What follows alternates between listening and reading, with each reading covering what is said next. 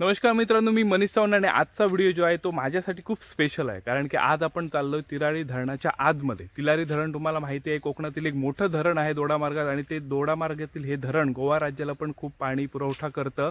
तर आमची गावं पाल, पाटिये, सरगवे, आयनोडे ही काही गावं जी आहेत ती ते धरण बांधताना पूर्णपणे पाण्यात गेली, विस्थापित झाली, आणि हे पुनर्वसन जे आहे ते आमचं करण्यात आलं। ह्या सगळ्या गावांचा तो जो काळ होता तो खूप कठीण होता, कारण की सगळे लोक आपली घरं सोडून दुसरीकडे पुनर्वसित होत होते। तेव्हा माझं वय कदाचित 5-7 वर्ष असणार आहे।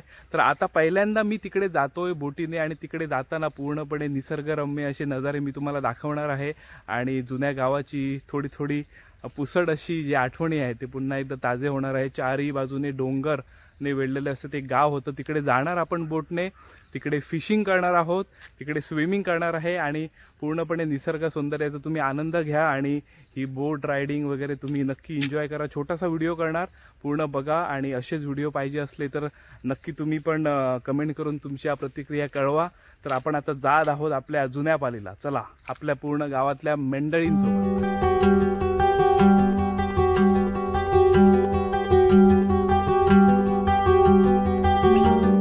होडीसाठी हार, अगरबत्ती, नारळ, केळी, हा फिशिंग रॉड आहे, आणि आता आपण चाललो आहोत। आपल्या पुढे पण आपले मित्र गेले आहेत, चला। आम्ही सगळे गावातली मंडळी तिकडे पोचल्यानंतर बोटला प्रवासासाठी तयार करण्याची आमची तयारी सुरू झाली। थोडं पाणी लावून पुसून खूप दिवसानंतर आम्ही हा प्रवास करणार होतो, तर तिला अगरबत्ती ओवाळून हळदी कुंकू लावून हार घालून आम्ही सर्वांनी एकत्र मिळून गाराणं घातलं। प्रवास सुखाचा व्हावा यासाठी आम्ही देवाला प्रार्थना केली, आणि आम्ही निघणार होतो।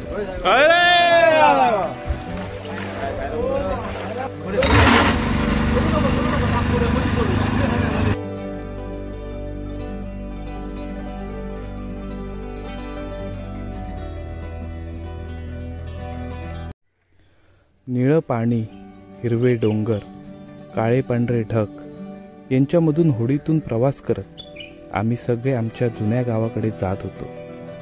निसर्गाचा हा अद्भुत नजारा डोळ्यामध्ये समावत नव्हता। मनाला भुरळ घालणाऱ्या हा निसर्गाच्या कुशीत आमचे गाव होतं याचा विश्वासच बसत नव्हता। मुलं बाळं, तरुण वृद्ध, महिला पुरुष, शेकडो घरं, एक पूर्ण आत्मनिर्भर संस्कृती, 5 गावं पाण्याखाली। निसर्ग मन फुलवत होतं, आणि गावाची आठवण मन स्तब्ध करत होती। धरण न होता आजही या ठिकाणी गावं असती तर आयुष्य कसं असतं याबद्दल मन विचार करू लागले। आमच्या गावातल्या मंडळींपैकी संतोषबाईने जुन्या गावाबद्दल माहिती देण्याचा प्रयत्न केला। पाठीमागे राहिलाय तो पालीतला डोंगर, आणि पाल या गावी गाव, आणि आज आम्ही आता चाललोय तो सरगव्यातील डोंगर, सरगवे हाय गेलो बरोबर। आणि आता तुम्ही बघताय कावळे केळ्यांच्या खोल्यासाठी आम्ही चतुर्थीला खोले काढायचो। बापरे, परत समोर दिसतोय तो आमचा गड, तो समोरचा बरोबर। हा डोंगर, हा इथे सरगव्याचा गाव होता, सरगवे गावी हवे होता ते होता बरोबर। आणि आता आम्ही चाललोय तो केंद्राला, केंद्रे म्हणजे सरगव्याचा जो वायंगणी भाग होता, वायंगणी भागात तिथं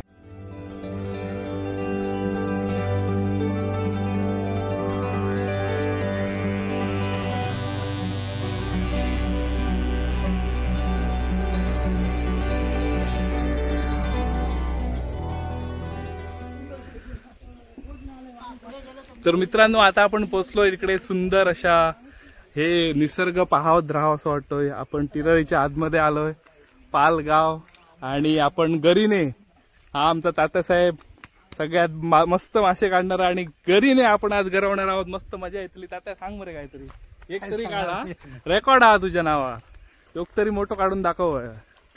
वाव, काय सुंदर असा हा परिसर आहे बघा। काटलंय मरे, एक तरी काटलंय वा बघा। तर पाल, आपला सरगवे, आयनोडे, पाटिये हे गाव जे आहे आमचे पाण्याखाली गेले, आणि आम्ही तिकडे आज बोट घेऊन आलो आहे, आणि इकडे येऊन एकदम असा सुंदर असा मन शांत झाल्याचा एक अनुभव आहे। बघा इकडे काय सुंदर सुंदर लँडस्केप, आणि सरग्यातून केंद्राला चाललो। हा, इकडून सरग्यातून केंद्राला जाणार आहोत आपण। खूप सुंदर असा अनुभव आहे हा परत गावाकडे येण्याचा. मी ते मोठमोठे मासे बघूया गरीला लागतायत का. आणि सुंदर असा हा नजारा बघा. तिकडे आम्ही बोर्ड लावली आणि इकडे निसर असं सुंदर असं शांत असं पाणी. आणि पुढे ह्याच्या पुढे तिराळी धरण आहे. तर बघूया मासे आपल्याला भेटतायत. भरत भाई सांग बरं काहीतरी.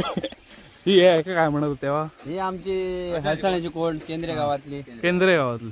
आणि तुझा वय काय होतं बाई तेव्हा. 16 वर्ष. 16 वर्ष. तुम्ही तेव्हा आधी बघला असला ना. हा ह्या आता पाल रावला बरोबर. पालच्या पाटकडे केंद्र हा पाटकडे रावला सर्ग मग हे पाल नंतर आयनोडा पाटिया सगळी पाण्यात गेली त्या बरोबर. सर नाव बी येत असतील मला तुम्ही. मस्त दिसत. आता तिकडे गरवतो एक मासा पण त्याला लागलाय वाटतं. पटापट जाऊन बघूया. तात्यान बघा इल्या बरोबर वेलकम केलेला हा माशान. केवढो मासो गावलो बघा. बघा तात्यान पहिलो मासो काढलो ग्रुप मधून. बघा घरी काढता आता ती. बापरे एवढो मासा घ्या तरी कोणी गरायलो बघ ना. बघा तात्यान वेलकम केलेला. मित्रांनो आवाज न करता गपचूप बघा.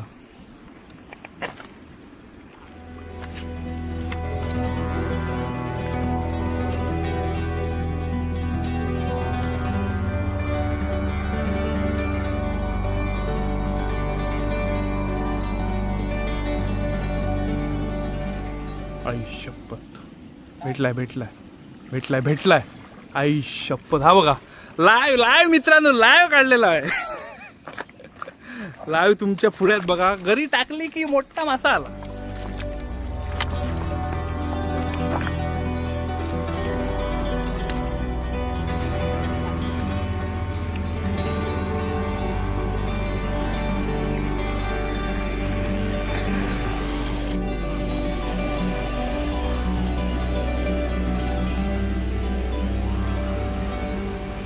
मित्रांनो इकडे आम्ही मासे पकडायला आलोय पण इकडे कोंब पण भेटतात बघा. जंगलातले कोंब बघा. बघा कोंब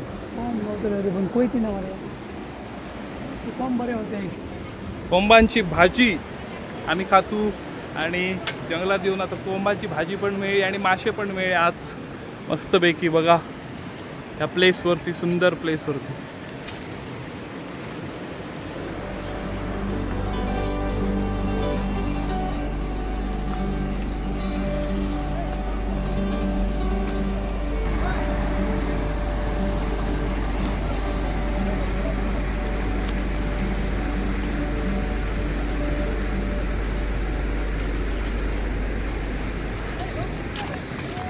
तर मित्रांनो आजच्या व्हिडिओत तुम्ही बघितलं होडीचा प्रवास करत करत आम्ही जुन्या आमच्या पाळीत आलो. पुनर्वसन आमचं झालेलं आहे.